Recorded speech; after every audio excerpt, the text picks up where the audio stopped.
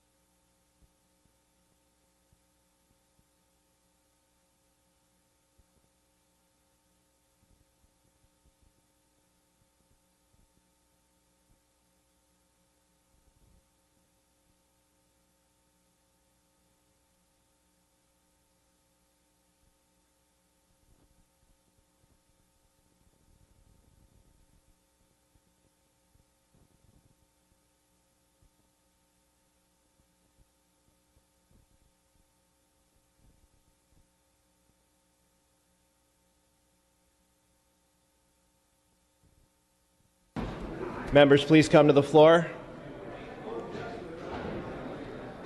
We're looking for members Alejo, Garcia, Bonilla, Nazarian, Gaines, Lackey, Grove, Patterson, Linder, Gallagher, Wilk, and Irwin. Members, please report to the floor.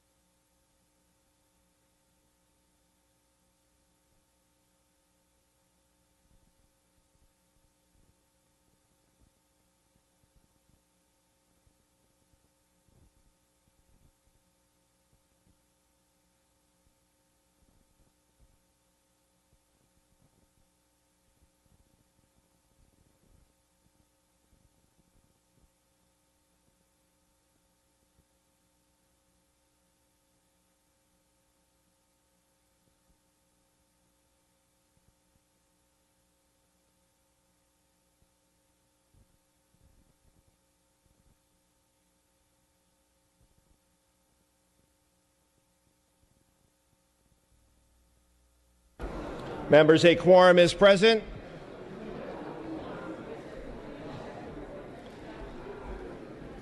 A quorum is present in the Assembly. Happy St. Patrick's Day, members. We ask our guests and visitors in the rear of the chamber and in the gallery to please stand for the prayer. The day's prayer will be offered by our Assembly chaplain, Father Constantine Papadimos. Father Papadimos.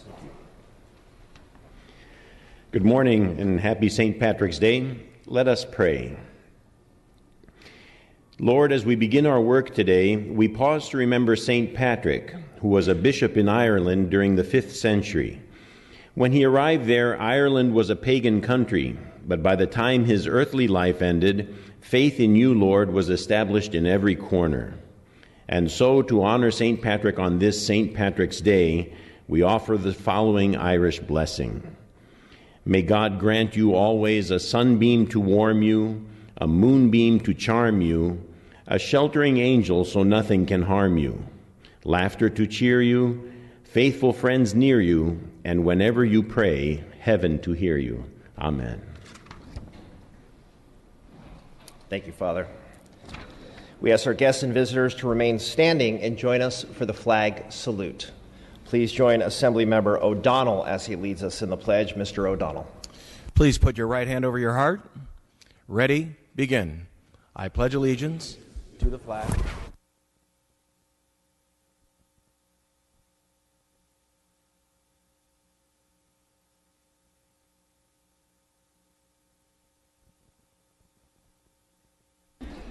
Thank you. You may be seated. Reading of the previous day's journal. Assembly Chamber, Sacramento, Thursday, March 3rd, 2016. The Assembly met at 9 a.m. Honorable Kevin Mullen, Speaker Pro Tem of the Assembly, presiding. Assistant Chief Clerks Bryant Ebert and Sue Parker at the desk. Mr. Calderon moves, and Ms. Waldron seconds that the reading of the previous day's journal be dispensed with. Presentations of petitions, there are none. Introduction and reference of bills will be deferred. Reports of committees will be deemed read, and amendments deemed adopted. Messages from the governor, there are none. Messages from the Senate, there are none. Moving to motions and resolutions, the absences for the day will be deemed read and printed in the journal. Mr. Calderon, you are recognized for your procedural motions. Thank you, Mr. Speaker. I request unanimous consent to suspend Assembly Rule 118 and allow Assembly members Bro, Burke, and Mullen to have guests and photographers on the floor today. Mr. Bro and Mr. Mullen's guests will be in the area of the members' desks for the observance of Irish American Heritage Month. Without objection, that request is granted. Thank you, Mr. Speaker. I also request unanimous consent to suspend Assembly Rule 45.5 and allow Assembly members Grove and Lackey to speak on an adjournment in memory today. Without objection, that request is granted. Thank you, Mr. Speaker. Pursuant to Assembly Rule 96, I request unanimous consent to re-refer the following bills to committee. SB 254, Allen and Leno, from Transportation Committee to the Rules Committee. SB 683, Wolk, from the Arts, Entertainment, Sports, Tourism, and Internet Media Committee to the Rules Committee. SB 746, Wolk, from the Health Committee to the Rules Committee. SB 710, Galgiani, from the Local Government Committee to the Rules Committee. AB 1736, Steinnorth, from the Revenue and Taxation Committee to the Housing and Community Development Committee and to the Revenue and Taxation Committee, as well as AB 2275, DeBobney, from the Banking and Finance Committee to the Rules Committee. Without objection, such shall be the order. Thank you, Mr. Speaker. I also request unanimous consent that the Chief Clerk be directed to request the Governor to return AB 908 Gomez to engrossing and enrolling, and that the action be rescinded whereby the bill was reported correctly, enrolled, and presented to the Governor on March 10, 2016. The Clerk will note. Without objection. Members, we're moving to guest introductions.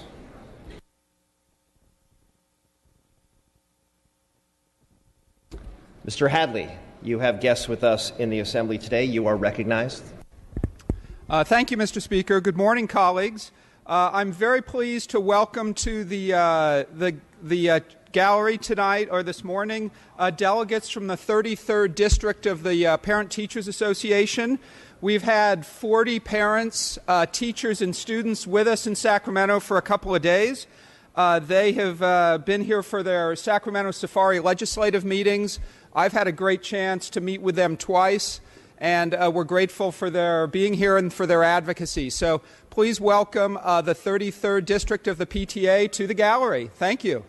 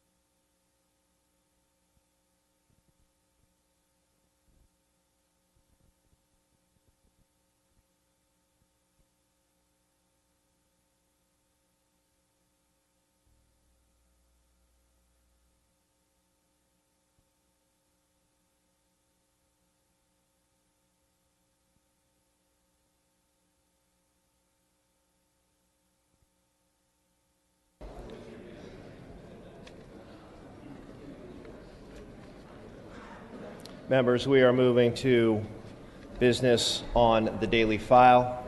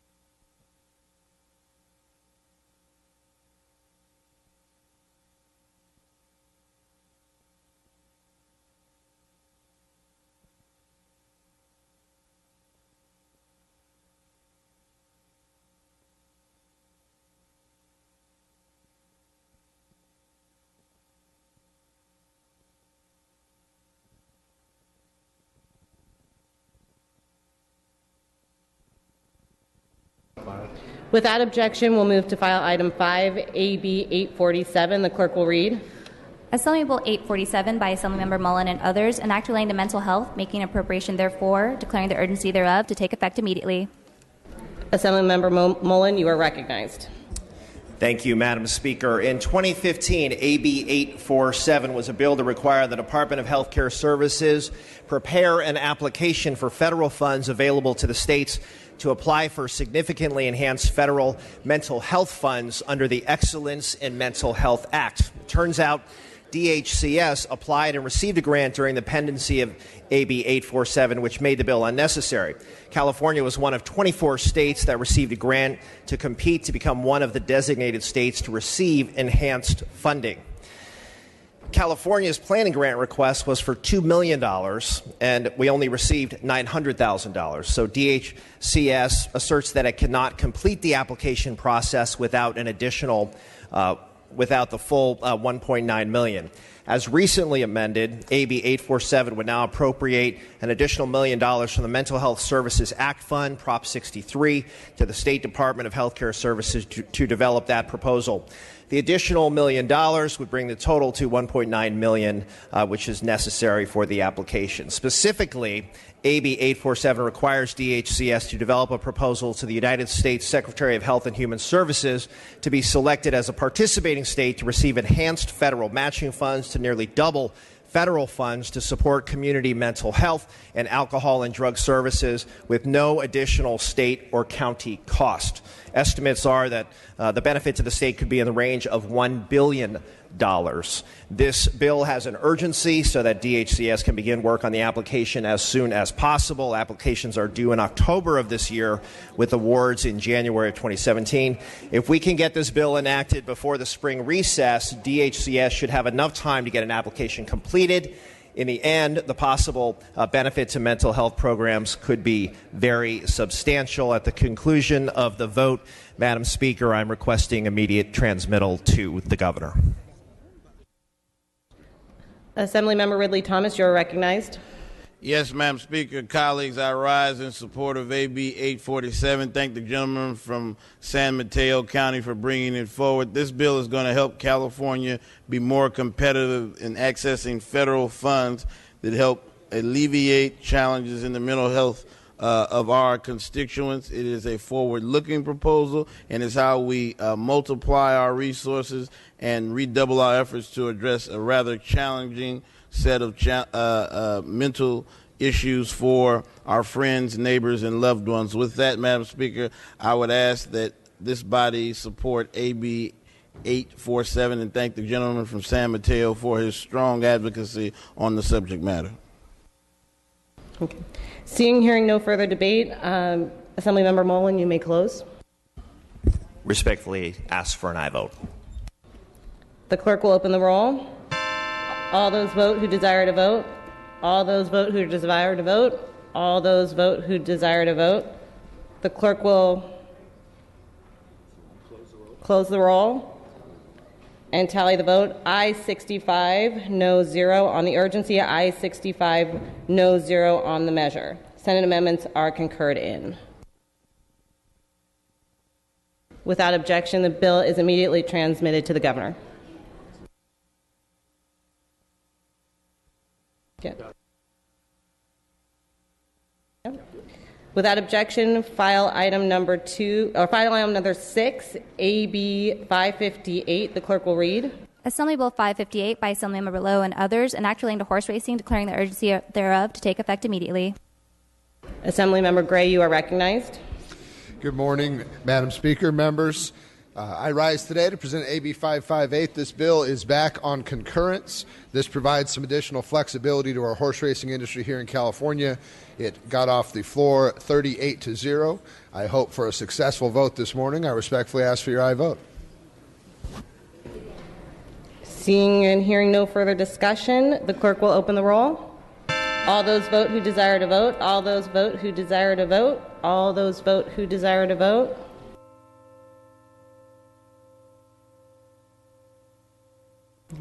The clerk will close the roll and tally the vote. Aye 65, no 0 on the urgency. Aye 65, no 0 on the measure. Senate amendments are concurred in.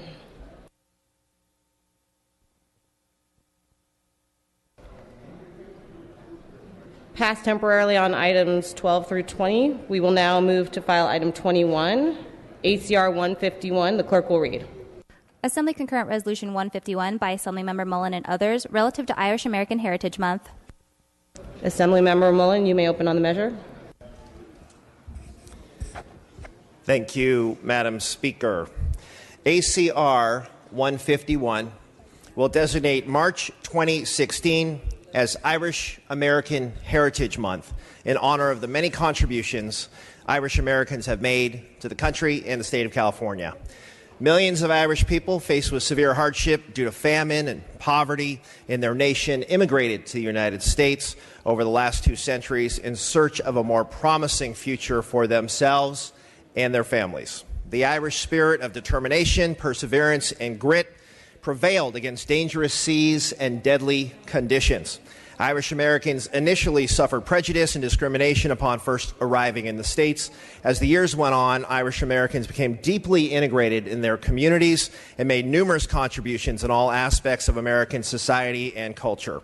These contributors with Irish ancestry include eBay's chief executive, John Donahoe, the first female commander of a space shuttle, Eileen Collins, and former Governor and President Ronald Reagan. Today, over 34 million Americans claim Irish heritage, and Irish Americans continue to contribute greatly to America's and California's politics, economy, and culture. I will ask, after discussion on the item, that the first roll be open for co-authors, and I respectfully ask for an aye vote. Assemblymember Breaux, you are recognized. Thank you, Madam Speaker. Happy St. Patrick's Day, colleagues. I rise in strong support of ACR 151. As most of you know, my grandmother was Margaret Eleanor Collins. Her grandparents emigrated from Limerick, Ireland on the 10th of December in 1856 to Boston, Massachusetts, and eventually settled in New Hampshire. Those of us proud of our heritage look for ways to make a more meaningful expression of our lineage and foster stronger relations. These connections are in our blood, and they are truly the ties that bind us. This is because being Irish means a lot more than saying a few words with a brogue accent or wearing a green tie with leprechauns on it one day a year. Irish heritage brings us together, and it makes us harken back generations. It calls us to embrace and inspires us to learn more. And we know there's much more we can do, motivated by a unifying commitment to the inspirational possibilities of both culture and country. California and Ireland have become even more connected with the fact that California companies have increased significantly in Ireland since the 1970s. California-based corporations with household names such as Hewlett-Packard, Apple, Intel, Google, Facebook, LinkedIn, PayPal, Allergan, and Gilead all have a presence in Ireland. We need to continue the strong relationship between California and the Emerald Isle. As we remember this Irish Heritage Month, I ask that we remember this old Irish proverb. There are good ships and there are wood ships. The ships that sail the sea, but the best ships are friendships, and may they always be. I ask for your support of ACR 151. Assemblymember Waldron, you are recognized. Thank you, Madam Speaker. I rise today in support of Irish Heritage Month. We remember the millions of Irish people who came to America over the last centuries. They came to flee lots of hardships, including poverty. We know about the potato famine and all the severe poverty that they've experienced over there. As many of you know, my father was born in Donegal, Ireland, County Donegal, but he was born in a little farmhouse on the outskirts of a town called Ballyshannon. And he grew up on a farm and loved the animals, and maybe that's where I've gotten my love for animals. My grandmother's name was Bridget Duffy, so the Duffys and the McGowans got together and had that farm. They did come over to America back in the 20s. My dad was born in 1918. They went back and forth a couple of times because they had to support the farm. And, you know, when my grandfather got sick, the family had to go back again. So it was a trial for them to support the family. Eventually they gave up the farm. It was sold. But one day I'd like to go back and visit it, as some members of my family have. I grew up, of course, listening to the Irish Rovers and the Orange and the Green, and my aunt would play the accordion, and all of us would stand in line and sing Danny Boy with tears in our eyes. You know, there's a lot of memories of my dad telling tales of the cry of the banshee out at night, and just a lot of the fun old stories of the farm. But the Irish Americans have continued to make our country the great country that it is, and our state the wonderful state that it is. Irish Americans have made substantial contributions to the world in politics, in the military, in literature, and entertainment. And it's great to celebrate them all today, and I hope you'll support this ACR. Thank you. So, Mr. Assemblymember Alejo, you are recognized. Thank you very much, Madam Speaker and members. On behalf of the Latino Legislative Caucus, I want to rise to thank my colleague from South San Francisco for bringing forward this important resolution celebrating Irish American Heritage Month, and of course on St. Patrick's Day. Immigrants from Ireland and from Latin America have always been kindred spirits who have shared experiences here in the United States, skepticism that begat discrimination, and a shared ethic of hard work that won the respect of their neighbors, and finally a growing place in the American family. And there's perhaps few images more iconic than the protest movements of the 1960s when Senator Robert Kennedy traveled to Delano, California to show support of farm workers. And it was shortly after that that he declared his run for presidency of the United States. In addition to the United States, the widespread Irish diaspora also found a home throughout Latin America. Believe it or not, the biggest group of people of Irish descent outside of Ireland itself resides in Argentina, with almost 1 million people. Most Irish Americans who went to Argentina settled in Buenos Aires. Many Irish Americans wanting to make it in the Western Hemisphere also found their way to Mexico. Soldiers of Irish descent fought on both sides during the Mexican-American War. One of the most famous Mexican army units was the St. Patrick's Battalion, soldiers of Irish descent who fought in the battles of Buenavista and Churubusco. The link is even clearer in Chile, where the father of Chile is an Irish Chilean named Bernardo O'Higgins. O'Higgins, along with José de San Martin, helped Chile win the independence from Spain. But here in the United States, Irish Americans and Latinos have a shared belief in hard work, oftentimes a shared faith, and a shared love for our country that we call home. Members, I want to ask you to join me in supporting this important resolution. Assemblymember Gallagher, you're recognized. Yes, thank you, Madam Speaker and members. This morning I rise as a proud member of the Irish Caucus in support of ACR 151. And I also, along with celebrating Irish Heritage Month with this ACR, we also celebrate the indelible human spirit that all races in this world share.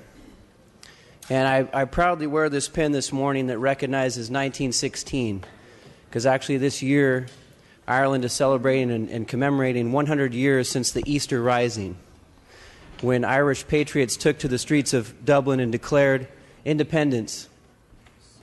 And 7 leaders that day came together to lead that movement. These were men from different professions, from different walks of life, from different ideologies, but they were united in their passion for liberty. And much like our own founders here in America, they knew that day when they took to the streets of Dublin, they were signing their own death warrants. And many of them paid the ultimate price that day. That day, they shot and killed a wounded James Connolly, one of the leaders of the movement. But they could not kill the spirit of freedom that inspired him. And as we know, the fundamental principle of America is freedom. That is what has inspired people throughout the ages, what has inspired a people to fight for their independence, to fight for self-determination, to fight for the basic human rights that we are all entitled to by God. And so also on this day, I want to celebrate that proud spirit of independence. And James Connolly's words actually have transcended, and actually just last week were proudly posted in our Capitol Rotunda by our Speaker as one of the political thinkers of our time. And I cannot tell you how proud that made so many Irish Americans feel to see those words up there. And in fact, I had the honor last week to bring over Alan Kelly, who's a member of the Irish Parliament, the Dáil, and also a minister of the environment. He was able to come over, and I told him about James Connolly being honored, and he was so proud of that as he was the founder of his party in Ireland. And he got to come onto this floor and stand here and basically be a part of this shared brotherhood of liberty that we all share throughout this great nation. So on this day, as we recognize the Irish, we also recognize the torch of liberty. Thank you, members. Seeing and hearing no further discussion or debate on this item, Assemblymember Mullen, would you like to close? Okay. Assemblymember Mullen is requesting the first roll be open for co-authors. The clerk will open the roll.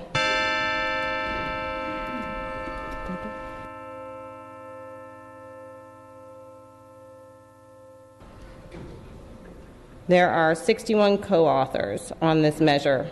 Without objection, we can take a voice vote on this item. All those in favor say aye. All those opposed say nay. The ayes have it. The resolution is adopted. Assemblymember Mullen, you are recognized for your guest introduction. Thank you, Madam Speaker. Special guests with us today. Before I introduce those guests, a quick thank you to Elena Santamaria of my staff for her tremendous work helping coordinate Irish Heritage Month.